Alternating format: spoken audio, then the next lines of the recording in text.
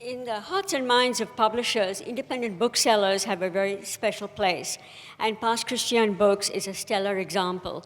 Established by Rich Daley and Scott Naugle in 2002, it was going full throttle by 2005, when it was leveled by Hurricane Katrina. Daley and Naugle continued selling their books online from living rooms, out of car trunks, at street fairs, by personal delivery, even renting hotel rooms for author appearances. With this kind of dedication to bookselling, it is no surprise that Daley and Naugle reopened their store in downtown Pas Christian on 1st April 2009. In a recent essay writing of why she returned to a place that I love more than I loathe, Jesmyn Ward says, "Here is my local bookseller, a white middle-aged man arranging a celebratory dinner for my sister and hosting it even as he is convalescing from an illness, and doing it all with a quiet, gentle smile." Scott Naugle and Jesmyn Ward in conversation. Thank you. If I may, I'd like to take a moment and read through a list of Jesmyn's accomplishments. That'll take some time. But we can all catch our breath and get cool in this air conditioning now. As many of you may know, Jesmyn is a MacArthur Genius and a 2-time National Book Award winner. She's been hailed as the standout writer of her generation, proving a fearless and lyrical voice in her novels, memoir, and nonfiction. And has already been touched upon, she is a 2-time National Book Award winner, joining the ranks of William Faulkner, Saul Bellow, John Cheever, Philip Roth, and John Updike. Jesmyn's stories are largely set on the Mississippi Gulf Coast, where she grew up and she still lives. Time magazine referred to her lasted novel, Sing, Unburied, Sing, as a true triple threat: expert in prose, human observation, and social commentary.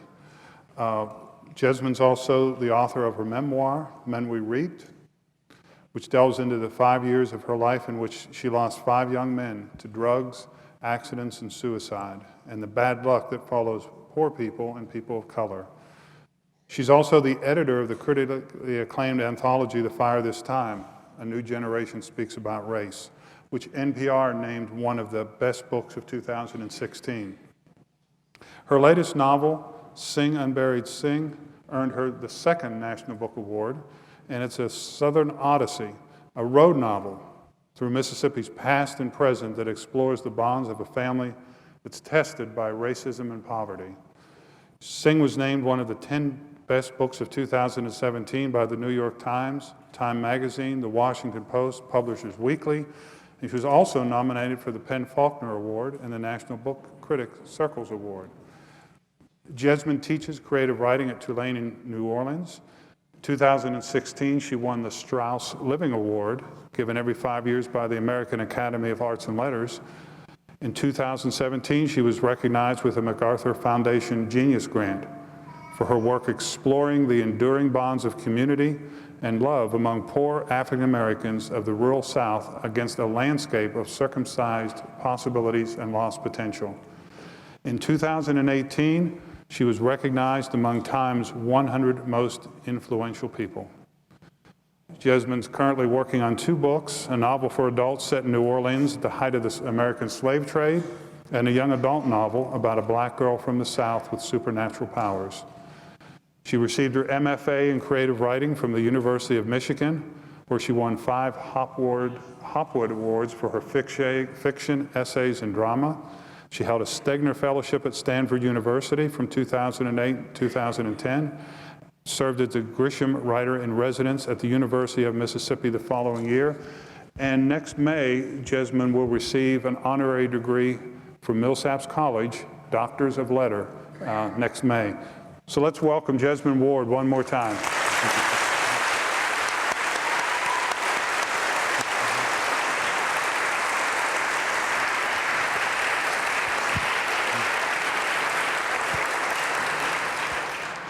Now, we've both been so busy, we run in and see each other a lot, and we talked a little bit about what we wanted to talk about, but we've become so busy that we're just going to talk through some issues and some things that may come up. And the first thing I want to ask you is, what's your first recollection of reading?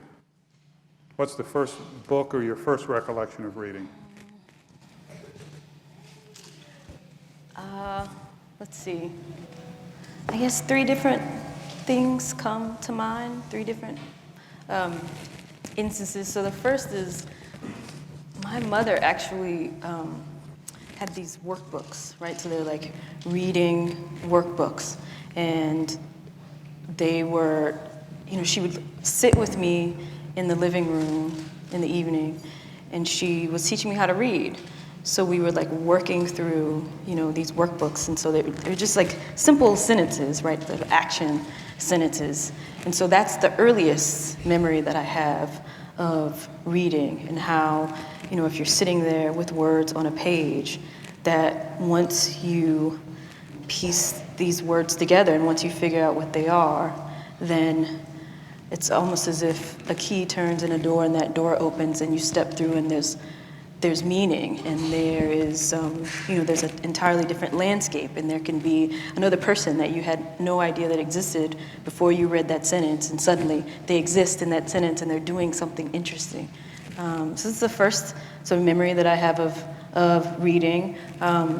I also, there are 2 other things. I remember being read to in 3rd grade. One of my teachers read the entire class Charlotte's Web over the course of a couple different weeks. And there was something about sitting there listening to someone tell us that story that stayed with me. Like, I remember every time we would sit down and she would begin reading, I think, this is amazing, I love this. I was always so excited. So I think that I was like drawn to sort of language and storytelling, and saw some sort of power in it from the very beginning. And then the 3rd memory that I associate, with reading, with my early sort of reading experiences, was, so I was never very good at math, and I was in 4th grade, and I had checked out The Secret Garden from the school library, and it was so good to me that I couldn't put it down. And so I was sitting in math class, and I was sitting in the front row, right? And I had the book on my lap under the desk like this, and I was like reading while my math teacher was teaching us math. And so of course she caught me, right? I wasn't even in the back, I was in the very front. And I remember being mortified, right? But also not regretting it. I mean, I regretted getting in trouble, but I didn't regret it because it was a great book. So those are my earliest reading memories. In general, tell us about your childhood, and if you would, talk a bit about the influence of your mother and your grandmother, who I know remain very influential, but tell us about your childhood and how they provided guidance and a role model for you. It's a difficult question to answer because there's so much to it, like it's not like a sort of simple answer, I guess. My mom basically raised me and my brother and my sisters by herself, right? And she worked really hard to do so, right? To keep us clothed, to keep us fed, to keep a roof over our heads, so that we had access to electricity. And so she covered the basics, but at the same time, she did these amazing things like I told you, like she, sat with me up at night when she was probably really tired, after a long day of working, and she taught me how to read. My mother also did, there were extracurricular things, right, that she sort of did with all of us, right, depending on each of our interests, right? But she, my mom definitely taught me the value of hard work, right? She taught me, I think,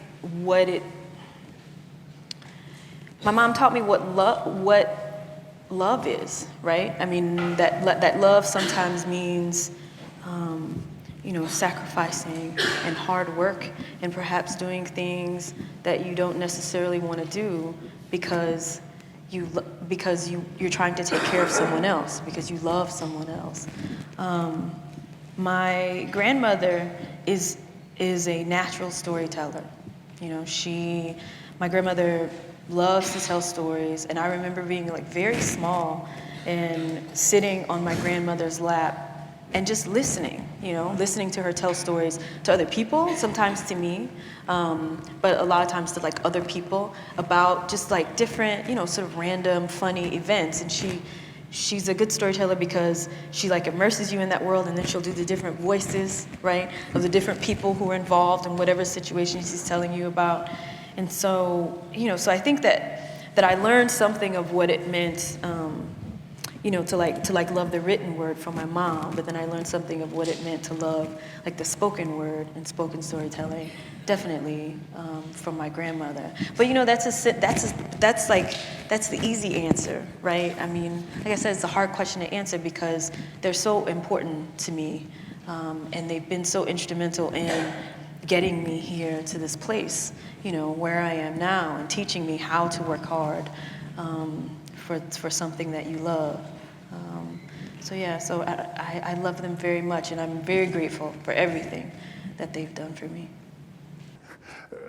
You spoke very endearingly and lovingly of your mother and your grandmother. Tell us more about, your family's been in Mississippi, and particularly the DeLille region, for generations. Take us as far back as you can, and if you could, tell us what you know of their lives and their struggles and some of the issues that they felt and dealt with. That's tough. So my family on both sides, like my maternal family and my paternal family, like both of those, they've been in that region in that area for generations. All of my mother's family basically in DeLille, and then some of my father's family in DeLille, and then some of my father's family in Pasquistan. Give us, there's a lot of folks here that may never have had the benefit or advantage of being in DeLille, the area where you and I live. Tell us about the topography. I mean, it's bayou-ish, that's not a word, wet, a lot of people transversing it over the centuries, a huge cultural mix. It's a beautiful place. I mean, it's, there is a bayou, and it flowers throughout the year. The water comes in, the water recedes, and so there are different smells throughout the year that you associate with whatever the season is. There are a lot of live oak everywhere, right? Some piney woods. Most of the people, well, I can go back to maybe my great grandparents that I know for sure, like where they were living. They would farm some, right? Enough to feed their families, but then they would also do work for some of the richer, white families who had vacation homes on the beach in Pasquistan. At one time or another, different people in my family have been employed by in an oyster factory, right? Or landscaping, or working sort of clearing land, right, and pulling stumps and bush hogging. My family is a mix of different things. I say I'm Black because that's how I grew up understanding that I was Black, right? And that's still my identity. But I, through genetic testing, have found out that that my family, I guess, reflects the history of the area because we're very mixed, right? We have Native American heritage, we have white, French, Spanish, and English heritage in addition to African. So it's there's something about like living in a place where, where your parents lived, where your grandparents lived, where your great-grandparents lived, where your great-great-grandparents lived, and then the extended family that follows from that, right, all living in that area, that makes me feel very connected to that place and very rooted in that place. And it makes like the history of that place feel very present, I think. And that's something that I'm always sort of wrestling with in my writing, right? I think especially in the last couple of years, especially with a book like Sing, Unburied, Sing, right? Where I'm trying to work through the ways that history bears on the present, that it expresses itself in the present, that it, comes out in people's everyday lives and really like affects the way, the way that they live. And I wanted to speak a bit about Sing, Unburied, Sing, and you brought it up. In an extremely effective tool or method, you brought those voices from the past through, whether it be called magical realism, or I don't like to say ghosts, but if you would talk about that, and obviously you felt it was important to get that legacy and those voices from generations past into the story to see how it was influencing today and the choices people have today. So when I first set out to write Sing, Unburied, Sing, it wasn't a ghost story. There were no ghosts. When I first began the novel, I thought that I was writing a novel about a road trip, right? And I was like, okay, they're going to go on a journey up through, up from the coast, up into central and northern Mississippi. And so I thought, this book will be, it's a novel of a road trip, and it will sort of explore what life is like right now, right, in sort of modern Mississippi. But then as I knew that the characters would end up at Parchman sometime during their journey, right? Because I didn't know anything about Parchman, I started reading about it, and when I discovered that there were 12 and 13-year-old boys, who were charged with petty offenses like loitering, right? And then sent to Parchman Prison, I thought, I have to write about this because I was sort of shocked and also hurt that I knew nothing about these children before, and that the pain that they had suffered had basically been erased because their stories had been erased. And so I wanted to bring them into the present moment. And I guess, in a way, as I discovered those young men, I began to make connections, right, between the past and the present. And I really realized how, what is happening today with the sort of school to prison pipeline, right, seems to be in some ways an echo of this earlier time in our history, right, where young kids were sent to, hard time and serve hard time in Parchman Prison. And so the only way that I could create this kid, right, who had spent time in Parchman in the 40s, but give him the kind of agency that he lacked when he was alive, the only way that I could do that was by making him into a ghost. Because I wanted him to be able to interact with the characters in the present, right, interact with JoJo and Kayla and Pop. And so I thought, well, I guess I'm writing a ghost story now, which was a little nerve-wracking, but in the end, writing in that way, like incorporating a sort of magical realism into the book, sort of, it made me grow as a writer. It made me evolve as a writer because it was something that I'd never done before, right? And I always try to grow in every book, and I think that I do because I keep pushing myself to do things that I'm not necessarily comfortable with. And I feel like, I'm writing in a tradition, in a way, right? Because, the Southern Gothic, that's nothing new, right? So in a way, I'm sort of, following in the footsteps of my forefathers and foremothers, right? I would argue, too, that I think you're pushing the form, though. And if one's fortunate enough to read Jesmyn's novels in the order they were written, there is a clear progression and a clear... there's a very defined lyricism, but the words carry such weight, yet the characters themselves are so human. I've heard you refer to Esh from Salvage the Bones as if she were right here, or JoJo or Leone, and those characters are living and breathing, I assume, in your mind as you... Yeah, they are. One thing that, it's interesting because as I was having conversations about Sing, Unburied, Sing, in the past year when I was on my book tour, right, for Sing, Unburied, Sing, like people would ask me a lot about trauma, right, and about the fact that... He's not in the novel, is he? No. Like now that I've, that they can look at the progression of my work, right, and look at my other work, they see that, that these characters are, their lives sometimes can be very traumatic, right, again and again and again in my books. And so it was interesting for me to then talk about Sing Unburied Sing and talk about like intergenerational trauma and how the trauma that occurs, to Pop and to Richie, right, in Parchment in the 40s, like how that then affects Pop later on in his life when he has a son, and then when and then how that affects his daughter, and then how that affects his grandson, right? But then in talking about that trauma, it made me realize that one of the things that I'm really invested in doing when I write about my characters is I want to make them so real that the reader understands that even though these characters are going through very traumatic events, that they're more than their trauma. That they it's not that they transcend their trauma, but they live through their trauma, right? And they experience joy.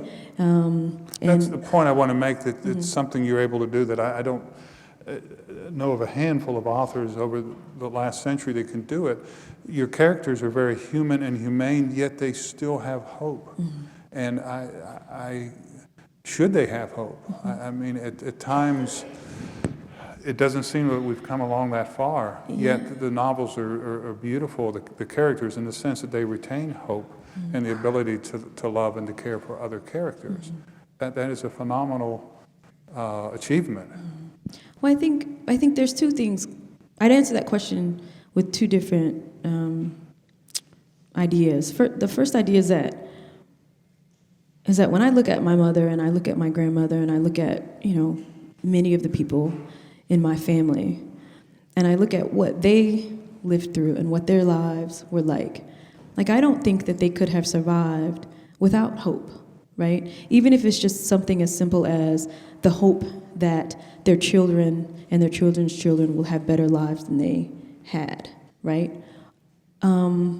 So I think there's that at play, right? That because that's the model that I've seen in my life, right? And that's how I understand that we've survived, then I feel like it would almost be a betrayal if I didn't have hope in my work, right? And if my characters didn't feel hope, right? And then I guess the second part of that answer is that the characters, they find the reason that they so if I speak just specifically about the characters in Sing Unburied Sing, 'cause that's the easiest way for me to answer this second part, they have hope at the end because they have a foundation, and they have a foundation of love, right, that they have from Ma'am, that they have from Pop, that they have in their relationship with each other, right, like between Kayla and JoJo. And that foundation, I think, is what will bear them up, right, and carry them beyond the end of the book and into the future, right, beyond the book. And so I think that the models that I have in my family, right, for how people survived through very difficult and trying times, and then also I think the relationships at the heart of that hope, that is what allows me to imbue my characters with those characteristics, if that makes sense. Let me go to a different line of questioning. Who are your literary influences? I didn't say an easier question. Let's see. So of course I love Faulkner. I feel like he taught me that even though your characters are maybe poor and maybe uneducated, that they can still have very complex inner lives, and they can still think in very lyrical language and use very lyrical language when they are sort of looking at the world, processing the world, making connections, right?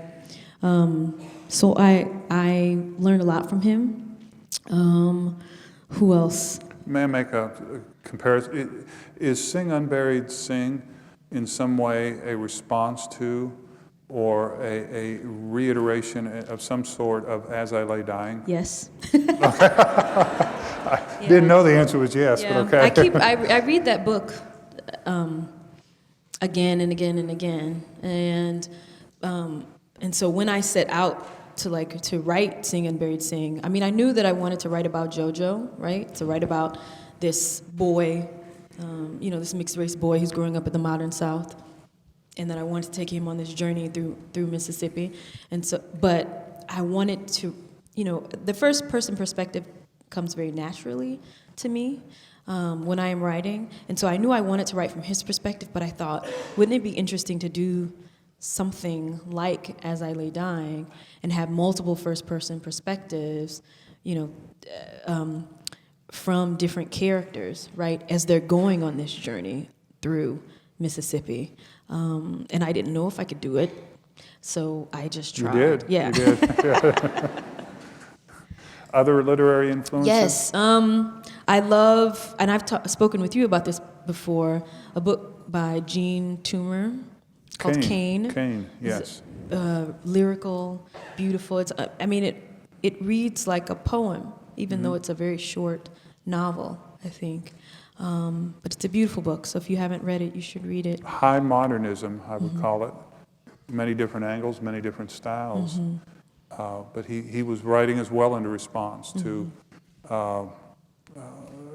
society and the constraints put on him, or the characters in the book, I should say. And then I guess with Sing Unburied Sing, I was thinking about a book called Corregidora by Gail Jones, which I don't know if a lot of people know it. I read it while I was studying at the University of Michigan, and it too is, it's actually, it's difficult to explain what it's about, but it's about a sort of family of women, right, and how a certain trauma has been passed down through the generations, right, and how it affects all of them when they're trying to leave their lives and while they're trying to, love and lead healthier lives, I think. And so because I was thinking about intergenerational trauma when I was working on Sing Unburied Sing, I was also thinking about Corregidora. But really, I have too many influences to name. There are also plenty of poets that I love, like Natasha Trethewey, like Clint Smith. So I read a lot, and I like a lot.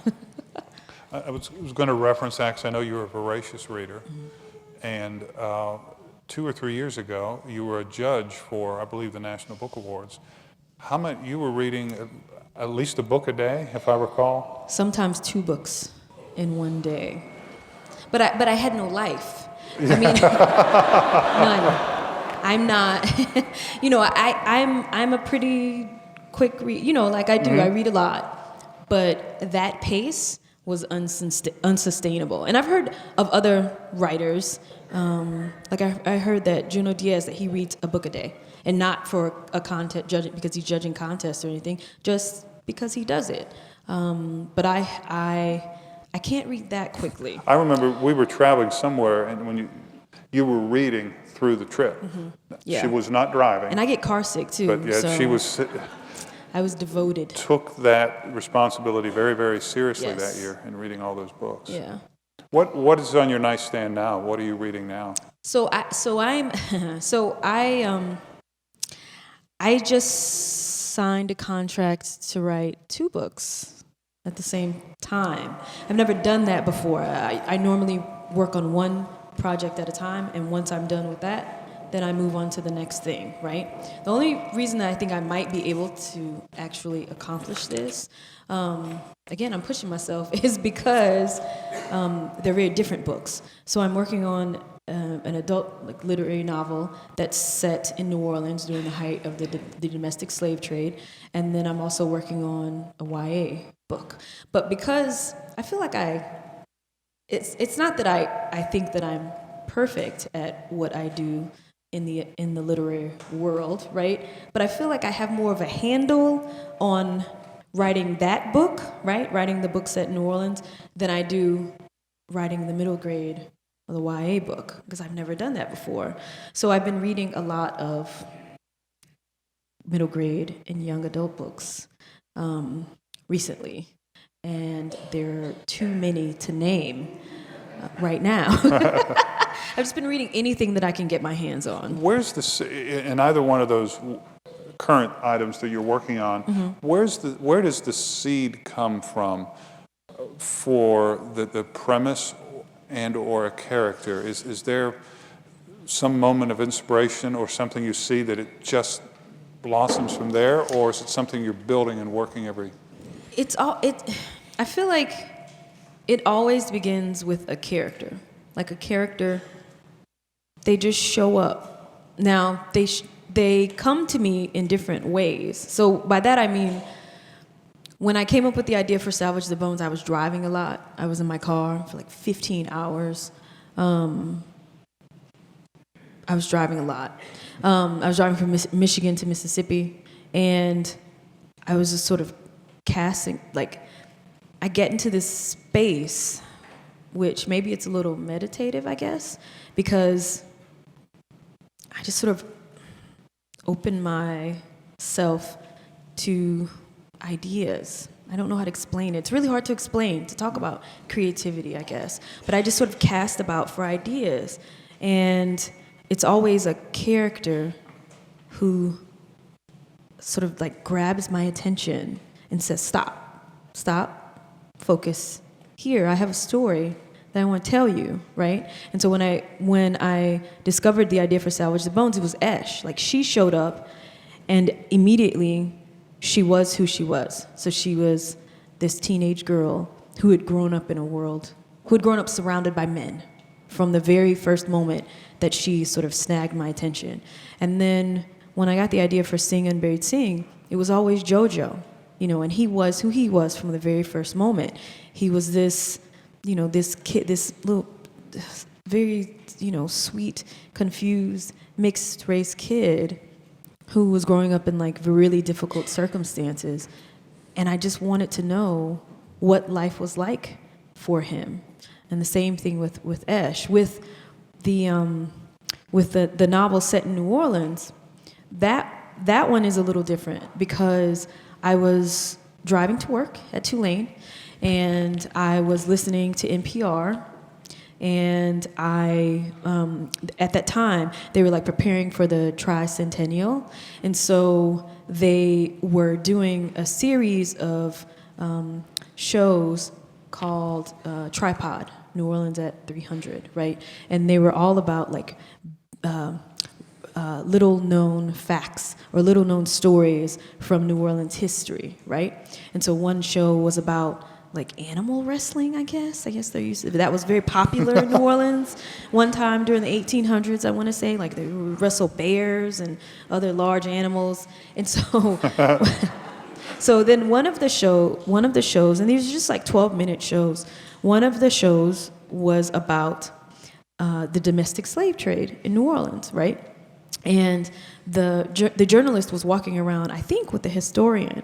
And so the historian was telling stories about the fact that during the height of the domestic slave trade, so in the early to mid 1800s in New Orleans, that there were dozens of slave pens throughout the city, right? Throughout the city of New Orleans, just everywhere, right? And that this is where slaves were bought, when they were bought into New Orleans to be sold. And that's where the slaves were groomed, where they were kept, where they were, like they gave them these scripts, right? So to increase like the price that they might get at a sale, right? And then they were sold. But there were dozens of these, through the city of New Orleans. And basically that history has been erased, right? Because the historian was saying that there are only 2 markers where these slave pens were in New Orleans, and one of them is in the wrong location. So that really that struck me, and I found myself, I guess this is what happens when you get older, right? you begin to cry very easily. And so as I was listening to that report, I started to tear up, and I thought, why do I feel like I want to cry while I'm driving? And this is why, because I felt like all the, the misery that the enslaved people had endured, they were marched south. Some of them walked all the way from South Carolina, North Carolina, Virginia, right? They were marched south. They were brought on boats south. And we're talking about thousands and thousands and thousands of people, right? Brought to New Orleans, processed, sold to plantations in the region, right? And all that, misery that they had to endure, all that they had survived through, all that they had lived through, right? And fought to live through, that had all been erased in some ways. Right? And so I thought, I have to write something about this, right? And I thought, what if, and then this character popped up and stagged my attention. I was like, there's a woman, and she's been sold south, and she's marching south, and she is going to end up in New Orleans, and she's going to end up in one of these slave pens. And what happens? What happens? How does someone survive that? How does someone live through that? And she was there, and I knew she had a story to tell. So yeah, that's it. Not in a nutshell, but that's it. That's how it happened. In your process, I wanted to touch upon many of our very well-known writers have, throughout their career, had editors beside them. Eudora Welty and Derriman Russell, Pat Conroy and Gay Talese, William Faulkner and Albert Erskine. You as well have a wonderful editor, Kathy Belden, who's worked with you since the second novel. Tell us about the relationship and how you work with your editor and what the process is like. I love Kathy. I love her as a friend, but I also love her as an editor. Because I hold her in such high esteem, right? Because I know that she reads my work, my early work, my early drafts, and she's able to understand, from the first moment of reading, what I am trying to accomplish. And then she's very gentle about helping me get there, right? And she never tries to make the work into something that it doesn't want to be, right? She always asks questions. She's always gentle, She was really important to me when I was writing Men We Reaped because she pushed me to certain, I guess, personal revelations, right? Because the subject matter that I was writing about was so painful that I didn't want to go too deeply into it, right? I didn't want to look at myself in the past or look at others in the past and assess myself and assess others and make connections, and I didn't want to do any of that, right? And she made me do it very gently, but she made me do it. And so because I hold her in such high esteem, when I'm working on something, she doesn't see it for a very long time, right? Because it takes me around a year and a half. You might as well stretch it to 2 years now because I'm working on 2 books at the same time to write a rough draft. Once I have a rough draft done, then I let it sit for a couple weeks. I go back, I read it, and then I make a list of points for revision, right? So things that I can improve upon. And that might be 10 to 12 different things that I think, and this is large level stuff. This is improving a characterization. This is, tightening the pace. This is rewriting a chapter. These are larger level things. So for each of those points, I do a full revision of the draft, right? So I do 10 to 12 revisions, right? Just based on my own intuition about what's working and what's not. Only then do I contact my friends who are writers, and I say, hey, can you read something for me? And give me feedback in a couple months. And then they all give me feedback, and then that gives me at least 6 to 7, maybe 8 more, points for revision. and then I do 8 more revisions, right? Only then, after I've done like 18 revisions, do I feel confident enough? Do I feel, at that point, I feel like I've done everything that I am capable of doing to get this draft of this story where I want it to be. And now I need her eyes on it because she's going to tell me, she's going to reveal to me, things that I don't see and that I'm not getting yet, right?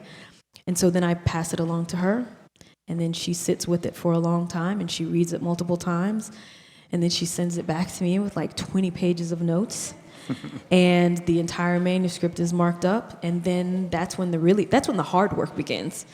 It's not difficult before that, but then once she sends me her feedback, then it's difficult.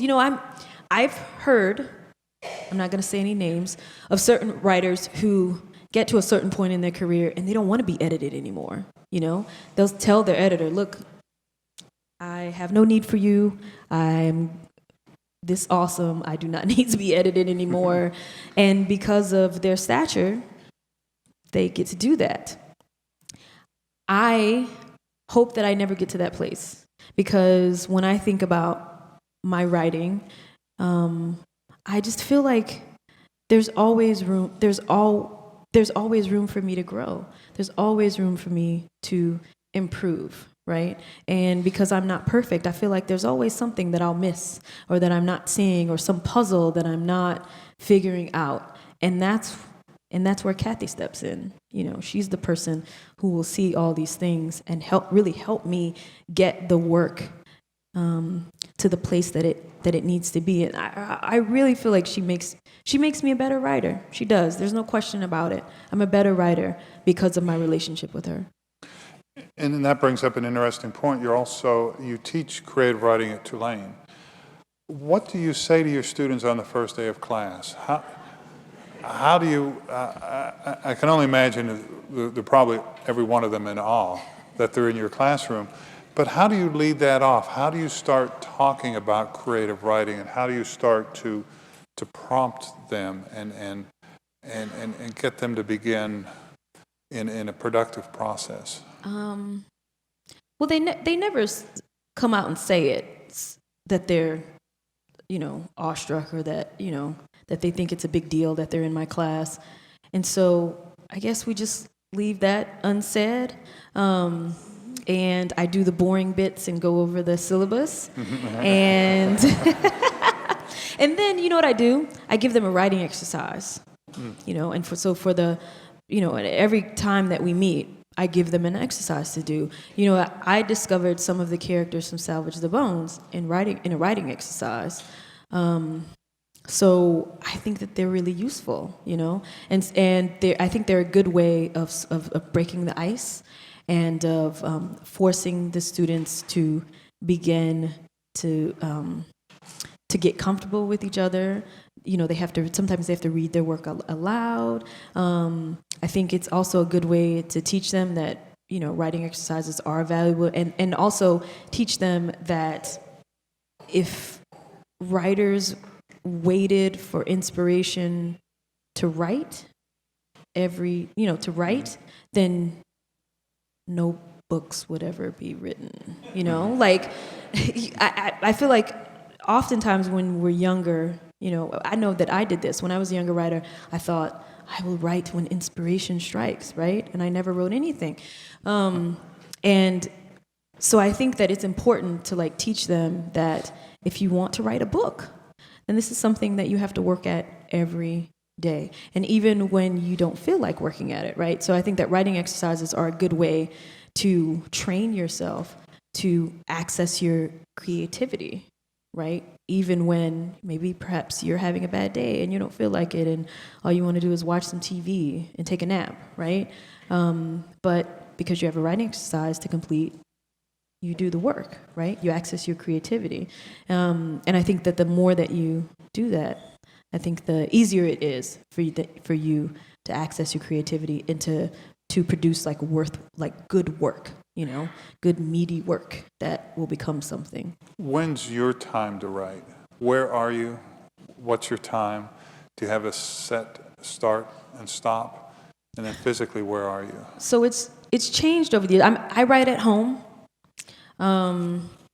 Before I had kids, I would write a lot. I'm a night owl. I hate getting up in the morning.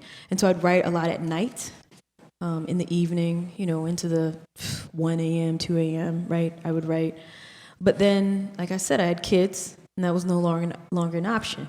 And then I would write just whenever I could get a moment to myself, right? So 20 minutes here, 20 minutes there. And then for a while, I sort of solved the problem of, getting some time to write by waking up early in the morning, which for me, early in the morning is like 6, and then writing before I had to get before my kids woke up. And that's how I wrote much of Sing, Unburied Sing. I woke up really early in the morning and would write for 2 hours every day. And then once my kids began preschool, like once they started preschool, then that was really helpful, because once I got up and got them off to preschool, then I could spend like the whole morning writing, which is amazing. I'd spend like 4 hours writing. And so that's how I will write the next 2 books, that I'm working on. I'll have 4 hours in the morning, 5 days a week, Monday, Tuesday, Wednesday, Thursday, Friday, to write, which will be great. You recently wrote an essay for Time Magazine, My True South, Why I Decided to Return Home. And I think that anyone that reads your fiction or nonfiction, if nothing else comes through it, it's a tremendous love for the South and Mississippi, but not without conflict. Tell us about that essay, and I know you felt it was important. You wanted to write that essay. I feel like I've been like wrestling with that question for years, right? Because, once I graduated high school, or even before I graduated high school, I was like, okay, I'm leaving. I need to leave the South. And I didn't even apply. The only school in the South that I applied to was Duke, because I just wanted to leave. I wanted a different experience. I wanted to see, what the rest of the world was like. And I left. And then I was incredibly homesick everywhere I went. I mean, I enjoyed myself. I had I made great friends. I had great educational experiences, at the different schools that I went to. But I began to feel that urge to return. But then I returned, and I don't know. And then I had to consider. And then I was constantly thinking about why I returned. And I didn't write anything about it, but I was always thinking about it and like wondering if I made a good choice, right, in coming back, like whether or not that was a good thing for me to do, because honestly, my life could be easier somewhere else. I could, make more money, and in those ways, my life would be easier, right? But I just. When my agent contacted me and said, oh, the folks at Time are wondering, they're doing an issue on the South, and they wondered if you would contribute something, and they want to know if you'll write about, like, returning home. And because I'd been thinking about it so often, I thought, well, this is my chance to write about it and to really sort of work through it, right? Because, I think even though writing creative nonfiction is really difficult for me, I think it is very useful for me, because it forces me to slow down and to be careful and to be considerate, and to sort of work through painful material, right? So in a way, it's like therapy, right? Except the whole world, not the whole world, but, there's definitely a large audience that's like witnessing it and reading it. I just felt like it was time for me to write about that and to work through it. I don't know, I think writing that essay made me feel, I don't know, like it gave me a sense of,